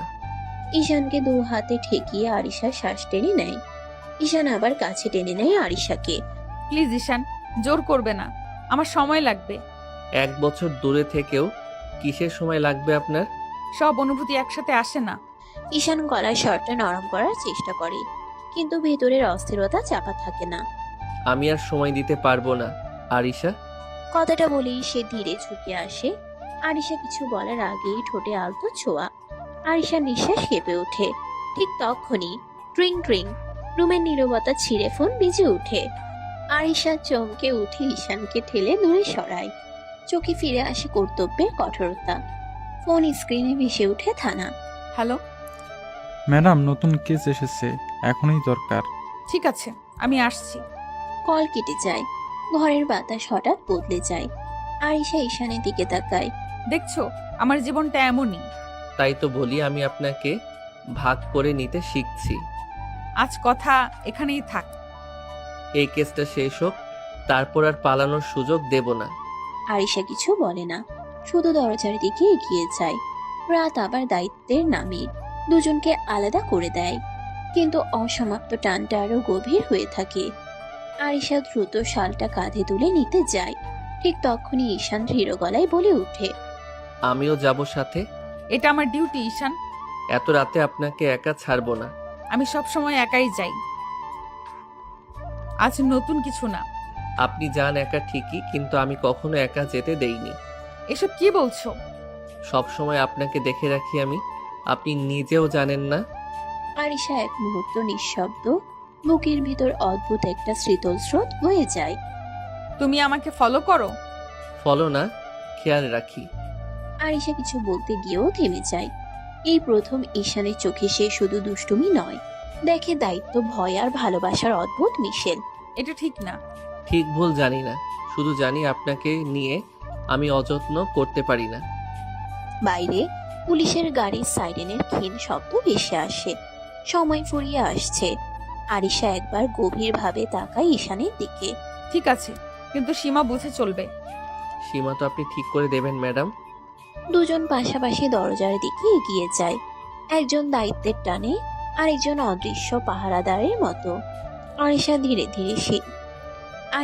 ধীরে নিচের সিঁড়ি নামতে থাকে। ঈশান তার পাশে ধীরে ধীরে এগিয়ে আসে। বাইরে দাঁড়িয়ে থাকা অফিসার চোখ বড় করে তাকিয়ে বলে, আপনার সাথে কে? আমার হাজবেন্ড। আপনি বিবাহিত? এসব ব্যক্তিগত আলাপ করতে নেই, চলুন কেসের দিকে যাই। ঈশান চুপচাপ তার পাশে দাঁড়িয়ে আছে। দূরের হালকা আলো তাদের ভ্রাতৃত্বপূর্ণ পেশাদারিত্ব আর ব্যক্তিগত টানাপোড়েন একসাথে ফুটিয়ে তোলে। আরিশা ও ঈশান অফিসের গাড়িতে বসে কেস হ্যান্ডেল করতে এগিয়ে চলে।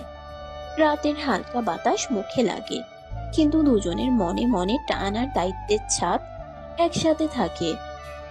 আজকের কেসটা একটু জটিল, সবার সতর্ক থাকতে হবে। চিন্তা করবেন না ম্যাডাম, আমি আপনার পাশে আছি। আরিশা চুপচাপ তাকিয়ে থাকে।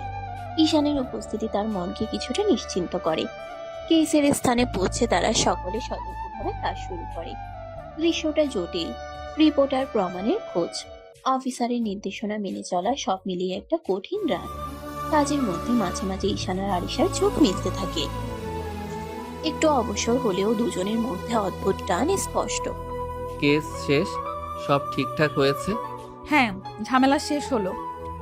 গাড়ি বাড়ির দোরগোড়ায় পৌঁছালে দুজন চুপচাপ বসে থাকে। তারপর নেমে দুজনেই ঘরে চলে যায়। ঈশান রুমের দরজা ধীরে বন্ধ করে দেয়। আরিশা সোফায় বসে ক্লান্ত চোখে তাকিয়ে থাকে। প্লিজ ঈশান, আমি ক্লান্ত, কাছে আসবে না। ঈশান তার পাশে এসে দাঁড়িয়ে, চোখের নরম আলোর মতো উষ্ণতা। ঈশান আলতো স্পর্শ করে গলায় মুখ ডুবিয়ে বলে, সব ক্লান্তি দূর করে দেব সোনা, একটু আদর করতে দাও। আরিশা কিছু বলার আগে ঈশান আবার ঠোঁটে ঠোঁট ডুবিয়ে কিস করতে লাগলো। ধীরে ধীরে কোমল ভাবে যেন সব ক্লান্তি ভেঙে যাবে। আরিশা চোখ বন্ধ করে রাখে। ভেতরে বুঝতে পারছে আজ ঈশান থামবে না। চোখে কিছুটা ভীতি, কিছুটা আকাঙ্ক্ষা। হাতগুলো অচেতন ভাবে ঈশানের কাঁধে পড়ে। মনের ভেতর ঘুরছে, এই ধরনের ঘনিষ্ঠতা তার কাছে নতুন, কিন্তু এক অদ্ভুত সুরের মতো টানে। ঈশান চুপচাপ থাকে না। কিছু সময় মুখ ডুবিয়ে, কিছু সময় ঠোঁটের নরম স্পর্শ দিয়ে ধীরে ধীরে আদর করতে থাকে। আরিশা আর কিছু বলে না, শুধু অনুভব করে, অবস্থা বুঝতে চেষ্টা করে, আর ভেতরে ছোট্ট হাহাকার বয়। ঈশান আস্তে আস্তে গলায় কিস করতে করতে নিচে নেমে যায়। আরিশা ঈশানের চুল খামচে ধরল। ঈশান এক ঝটকায় কোলে করে বিছানায় শুয়ে দিয়ে আদর করতে লাগলো সারা শরীরে। সারা রাত চলতে থাকলো আদর। সকালবেলা আরিশা ডাকছে। সকালের হালকা আলো রুমে ঢুকতে আরিশার ঘুম ভাঙলো। ছাড়ো ঈশান, ডিউটিতে যাব, সময় কম। না সোনা, আরও একটু থাকো। না, সময় নাই, সরো ঈশান। ঈশান কিছুক্ষণ চুপচাপ তাকিয়ে থাকে, ভেতরের আকুলতা চোখে স্পষ্ট, কিন্তু আরিশা দৃঢ়তা দেখে ধীরে ধীরে সরে যায়। ঠিক আছে, এখন সরছি, পরে কিন্তু সরবো না। আরিশা মাথা নেড়ে সম্মতি জানালো। আরিশা ফ্রেশ হয়ে রেডি হলো। ঈশান ধীরে ধীরে রুমের পাশে দাঁড়িয়ে শেষবার চোখে চোখ রেখে বলল, ভালো থাকো, আমি তোমার জন্য অপেক্ষা করব। আরিশা ব্যাগটা তুলে ডিউটির জন্য বেরিয়ে চলে। আরিশা সিঁড়ি নামতে মা বসে তাকিয়ে বললেন, ডিউটি আছে মা।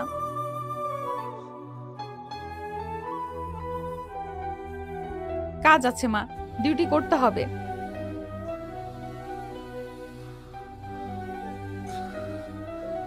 আরিশা কিছুক্ষণ চুপ করে দাঁড়ালো।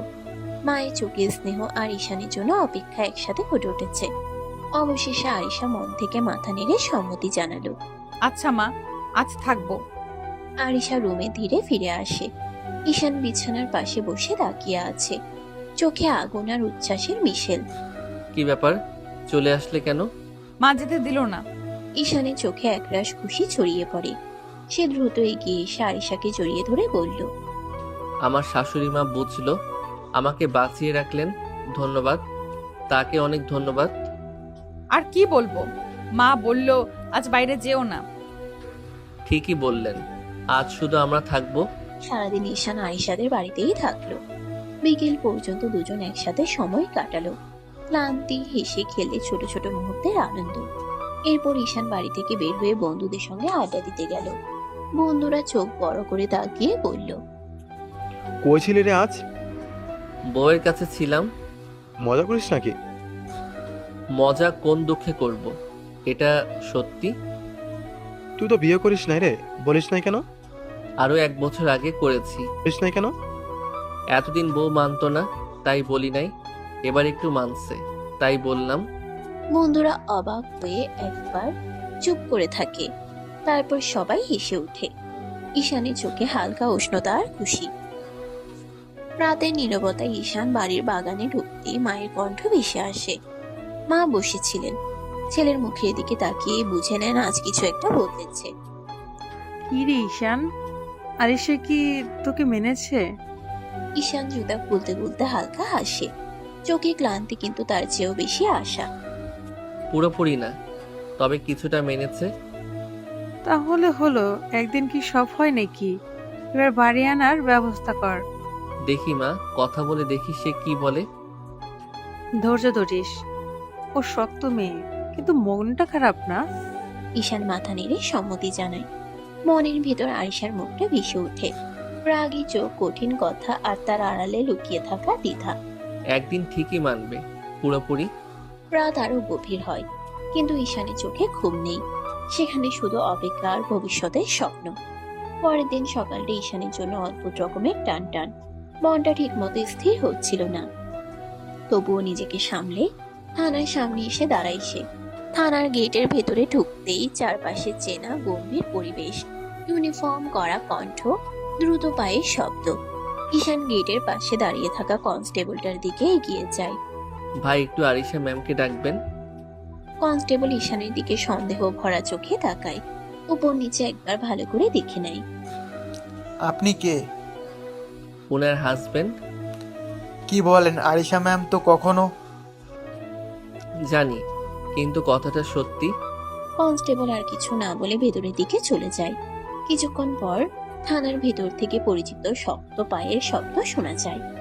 আরিশা বেরিয়ে আসে, ইউনিফর্মে গাম্ভীর্য, চোখে চিরচেনা কঠোরতা। চোখে পড়তেই ঈশানকে দেখে থমকে যায় সে। তুমি এখানে কেন? তোমার সাথে কথা বলতে এসেছি। থানা কোনো গল্প করার জায়গা না ঈশান। জানি, তাই তো বাইরে দাঁড়িয়ে আছি। এক মুহূর্ত চুপচাপ। চারপাশে লোকজনের কৌতূহলী দৃষ্টি আরিশা টের পায়। আরিশা জানে এখানে দাঁড়িয়ে গল্প করলে তাকে কৈফিয়ত দিতে হবে, তাই বলল, 10 মিনিট, এর বেশি না। 10 মিনিটই যথেষ্ট। দুজন থানার গেটের বাইরে এসে দাঁড়ায়। রোদে আরিশার মুখ আরো কঠিন লাগছে। ঈশান একবার সে মুখে তাকিয়ে দেখলো ভালো করে। বলো, কি বলতে এসেছো? মা বলেছে তোমাকে বাড়ি আনার কথা ভাবতে। এত সহজ নাকি? না, তাই তো ভাবছি, জোর করছি না। কথার মাঝখানে হালকা নীরবতা নামে। 10 মিনিটের ভেতর যেন কত কথাই জমে আছে। আরিশা মুখ ফিরিয়ে নেয়। এখন যাও, ডিউটিতে আছি। ঠিক আছে, কিন্তু একদিন কথা বলতে দেবে শান্তভাবে। আরিশা কিছু বলে না, শুধু একবার তাকায়। সেই তাকানোয় রাগের সাথে একটু দ্বিধাও লুকিয়ে থাকে। থানার গেটের সামনে তখনও মানুষের আনাগোনা। আরিশা ঘড়ির দিকে তাকিয়ে ডিউটিতে ফেরার প্রস্তুতি নিচ্ছিল। হঠাৎ ঈশান আচমকা আরিশার হাতটা ধরে ফেলে। এই হাত ছাড়ো, কি করছো? একটু এদিকে আসো। কেন? তোমাকে লাগবে এখানে। পাগল হয়েছো? না, একটু না। চলো গাড়িতে। ঈশান, মাথা খারাপ নাকি? এটা থানা। তাতে কি, আমি কি চুরি করছি? নিজের বউয়ের সাথে একটু রোম্যান্স করব, এতে এত ভয়? একদম বেহায়া। বেহায়া তো তোমারই। ছেড়ে দাও বলছি। কিন্তু ঈশান আর শোনে না। হালকা টানেই তাকে নিজের গাড়ির দিকে নিয়ে যায়। চারপাশে কেউ তেমন খেয়ালও করে না, সবাই নিজের কাজে ব্যস্ত।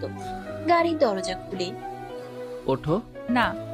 5 মিনিট, তারপর নিজে নেমে যাবে, কসম। আরিশা এক মুহূর্ত থামে, রাগে বুক ধড়ফড় করছে, তবু অজান্তেই গাড়িতে উঠে পড়ে। দরজা বন্ধ হতেই চারপাশ নিস্তব্ধ। এখন বলো, নাটক কেন? কারণ আমি তোমাকে একটু নিজের করে চাই। এই করা ম্যাডামটা না, আমার আরিশাকে। এসব কথা থানার সামনে বলা যায়? তাই তো গাড়িতে এনেছি। গাড়ির ভেতরটা নিঃশব্দ। বাইরের কোলাহল যেন দরজার বাইরে আটকে গেছে। ঈশান ধীরে ধীরে আরিশার কাছে ঝুঁকে আসে। কোনো তাড়া নেই, কোনো জোরও না, শুধু নরম একটা উপস্থিতি। ঈশান আস্তে করে আরিশার গলার পাশে মুখ নামায়, তারপর গলায় মুখ ডুবিয়ে কিস করতে লাগলো। আরিশা কেঁপে ওঠে। ঈশান, কেউ দেখবে। ঈশান চুমু থামায় না, যেন এই মুহূর্তে সে হাতছাড়া করতে চায় না। ঈশান আরো গভীর ভাবে গলায় মুখ ডুবিয়ে ফিসফিস করে বলে, দেখবে না সোনা, গাড়ির দরজা বন্ধ, একটু আদর করে ছেড়ে দেব, চিন্তা করো না। আরিশা কিছু বলার আগে ঈশান ধীরে তার ঠোঁটের দিকে ঝুঁকে পড়ে, তারপর ঠোঁট কামড়ে ধরে কিস করতে লাগলো। এবার আরিশা আর পিছিয়ে যায় না। অজান্তেই তার হাত উঠে যায় ঈশানের চুলের ভেতর, আঙ্গুল গেঁথে ধরে। কিছু মুহূর্ত থাকে যেখানে রাগ, ভয়, নিয়ম সব চুপ করে যায়। থেকে যায় শুধু চাপা অনুভূতি আর জমে থাকা না বলা কথা।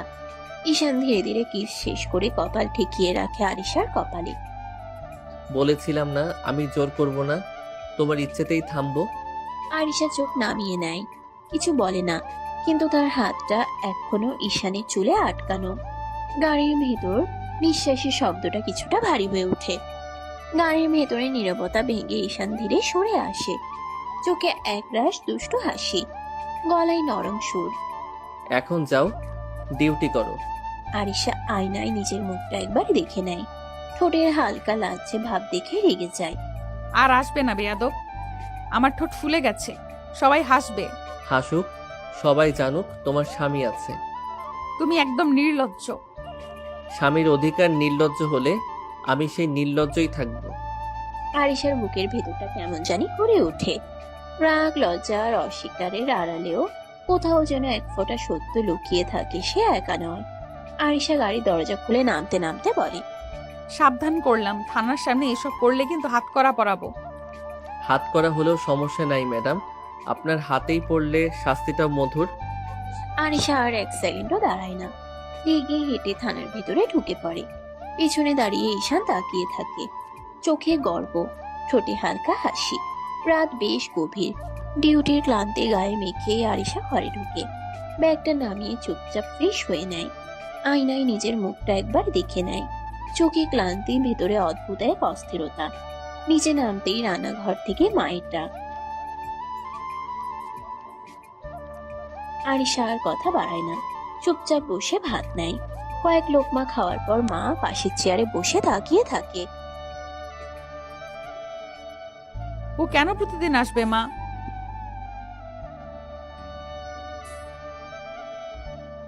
মা প্লিজ এই বিষয়টা এইভাবে বলো না।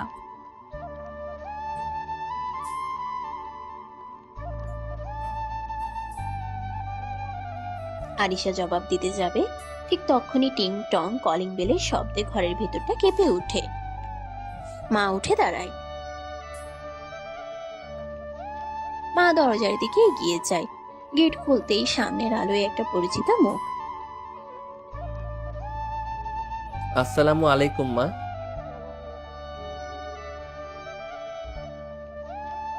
দেরি হয়ে গেছে জানি, ভাবলাম একবার দেখে যাই।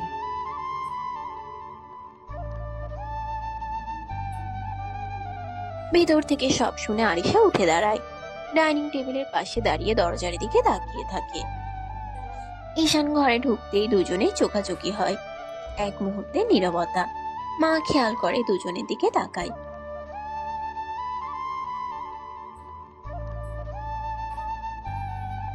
আমি খেয়ে ফেলেছি। সমস্যা নাই মা, আমি একটু বসেই যাব।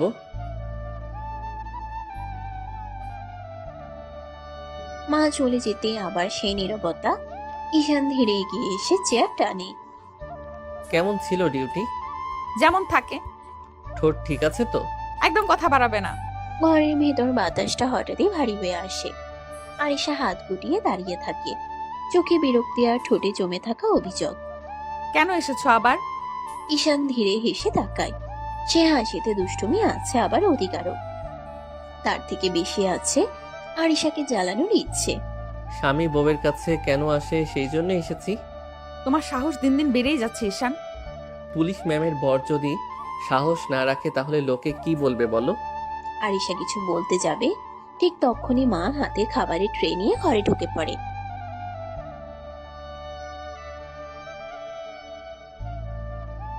ধন্যবাদ মা, আপনি না থাকলে আমার পেটই চলতো না। যে বউ আমার।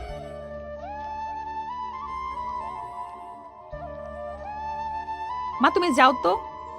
মা বুঝে যায় আর কিছু বলে না, চুপচাপ বেরিয়ে যায়।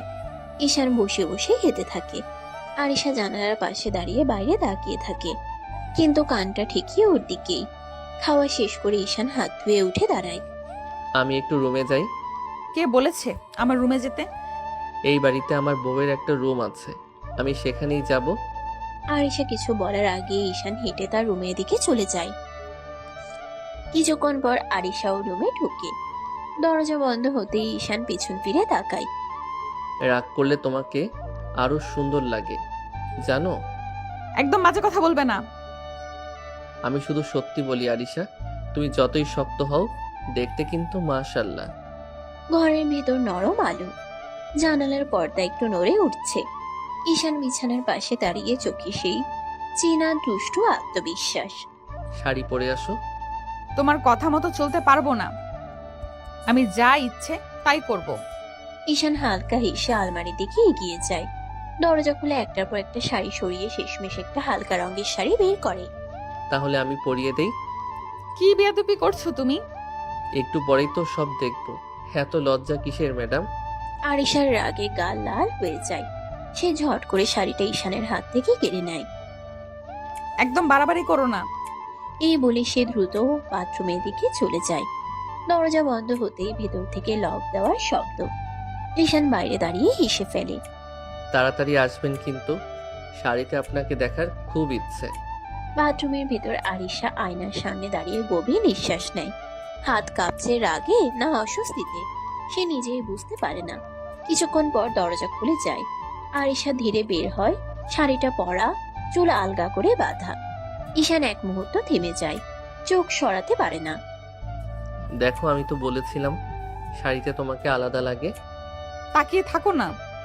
আমার কাছে এটা অনেক বড় ব্যাপার, কারণ তুমি আমার বউ। আরিশা কিছু বলে না, শুধু জানালার দিকে তাকিয়ে থাকে। বুকের ভেতর অদ্ভুত একটা টান। ঘরের আলোটা নরম হয়ে আসে, বাইরের রাত কারো। ঈশান ধীরে আরিশার কাছে এগিয়ে আসে। ঈশান কানের কাছে মুখ এনে খুব নিচু গলায় বলে, আজ তোমাকে অনেক আদর করব সোনা, তুমি পাগল হয়ে যাবে। আরিশা কিছু বলার আগে ঈশান ঠোঁটে ঠোঁট ডুবিয়ে দিল আরিশা কিছু বলার আগে ঈশান ঠোঁট ডুবিয়ে দিল আরিশার ঠোঁটে। কিস করতে লাগলো পাগলের মতো। আরিশার শরীর কেঁপে ওঠে, তবু সে সরিয়ে নেয় না নিজেকে। ঈশান তাকে খুব সাবধানে কোলে তুলে বিছানায় শুয়ে দেয়। ঈশান চুপ, আজ কিছু বলার দরকার নেই, আজ শুধু চুপ থাকো। আরিশা আর কিছু বলে না। সে জানে এই মানুষটা তার স্বামী, এই স্পর্শে দখল আছে, কিন্তু অচেনা কিছু নেই। ঈশান তার হাত দুটো নিজের হাতের ভিতর নেয়। 1 বছর ধরে কত কিছু জমেছিল জানো? রাগ, অভিমান, ইচ্ছে, সব। আমি সহজ মানুষ না, তুমি জানো। জানি, তাই তো ছাড়িনি, ভালোবেসে আগলে রাখবো। ঘরের ভিতর শব্দ কমে আসে, কথা থেমে যায়, শুধু নিঃশ্বাস আর উপস্থিতির উষ্ণতা। ঈশান আস্তে আস্তে পুরোটা নিজের আয়ত্তে নিয়ে নিল। আরিশা ও ঈশানের আদর ভালোবাসা উপভোগ করতে লাগলো। 2 মাস কেটে গেছে। এই 2 মাসে আরিশার ভিতরের কঠিন দেয়ালটা ধীরে ধীরে নরম হয়েছে। রাগে পুলিশ ম্যাডামের চোখে এখন আর ঈশানের জন্য শুধু বিরক্তি নেই, আছে বিশ্বাস, অভ্যাস আর নিঃশব্দ ভালোবাসা। আজ নতুন করে অনুষ্ঠান হয়েছে, সব নিয়ম মেনে সবার সামনে আবার বিয়ে হয়েছে তাদের। ঈশানদের বাড়ির বাসর ঘরটা নরম আলোয় ভরা, ফুলের গন্ধে নতুন শুরু করার উত্তেজনায় ঘরটা যেন আরো উষ্ণ। আরিশা বিছানার পাশে বসে আছে, শাড়ির আঁচল ঠিক করতে করতেই একবার আয়নায় তাকায়। নিজেকে চিনতে কষ্ট হয়, এই মেয়েটা কি সত্যি সেই রাগী আরিশা? দরজা খুলে ঈশান ঢোকে, চোখে হাসি, মুখে সেই চেনা দুষ্টুমি। ঈশান হালকা হাসি দিয়ে বলে, কি ম্যাডাম, শেষ পর্যন্ত আমার বেডরুমে এলেন তো? আর কি উপায় আছে, এভাবে বেহায়ার মতো ঘুরছো, না এলে উপায় রাখুনি। ঈশান ধীরে কাছে আসে, তার চোখে আজ কোনো জেদ নেই, শুধু গভীর ভালোবাসা। বেহায়া না ম্যাডাম, এটার নাম ভালোবাসা। আরিশা আর কিছু বলে না। এই মানুষটার কথায় এখন আর রাগ জাগে না, বরং একরকম শান্তি। ঈশান খুব আলতো করে তার গলায় হাত রাখে, কপালে ঠোঁট ছুঁয়ে দেয়। আরিশা চোখ বন্ধ করে ফেলে। এই স্পর্শ এখন আর অচেনা নয়। ঈশান তাকে ধীরে কোলে তুলে নেয়, বিছানায় বসিয়ে পাশে বসে। জানো, এখন আর তুমি শুধু পুলিশ ম্যাডাম না, তাহলে কি? আমার ঘর, আমার শান্তি। আরিশা প্রথমবার নিজে থেকে ঈশানের কাঁধে মাথা রাখে, কোনো বাধা নেই, কোনো ভয় নেই। ঈশান ধীরে ধীরে আরিশাকে শুয়ে দিয়ে কিস করতে লাগলো। আরিশাও বাধা দিল না। ঈশান এক হাত দিয়ে আরিশার শাড়ির আঁচল ফেলে দিয়ে বুকে মুখ ডুবিয়ে কিস করতে লাগলো। আরিশা ও ঈশানের স্পর্শে বেসামাল হয়ে গেছে। আস্তে আস্তে দুজন ভালোবাসার গভীর সাগরে ডুব দিল। সমাপ্ত।